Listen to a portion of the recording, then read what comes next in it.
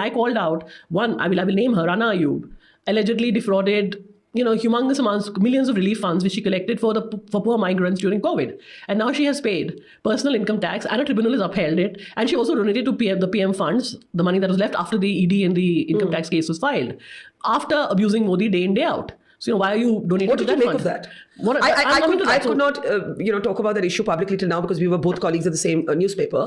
But what did you make of that? So that's what I'm coming to. So now I simply put out a tweet of the income. I did not even comment. There was no comment there. I simply put out what the income tax tribunal, multi-bench, had ruled, and where she had paid the fine and she had accepted this was personal income and paid tax on it. My God, the attack I felt, it was like some precious flower. I was a bigot. I was an Islamophobe. I was jealous. I mean, I don't understand. Is this immunity that just because you're a minority journalist, you can get away with murder? You can do anything. You donate to Modi, that's kosher. You collect, do fraud, that's kosher. Every story is about you, that's kosher. Is this journalism? She's argued in her defense that she's being targeted by the government because she's a Modi critic. Really? I mean, you've stolen so much relief. You're still not in jail.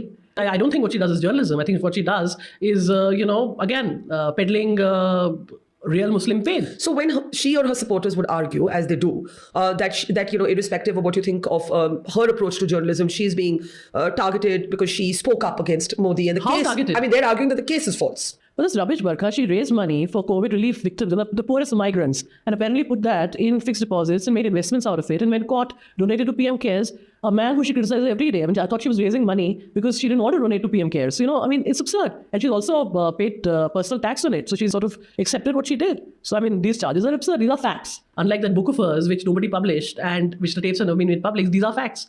Yet, I was attacked, trolled, called an Islamophobe. By who? By who? By the leader of that was a gentleman called Hartosh Singh Bal, I think, who's never done a story in his life, and who said that who cares if this government, if our income tax tribunal rules. These are all fake cases. I mean, how can you give somebody a blanket clean chit? Have you ever got a blanket clean chit? The same gentleman, the same magazine smeared you over something else, and some other people have a blanket clean chit from anything.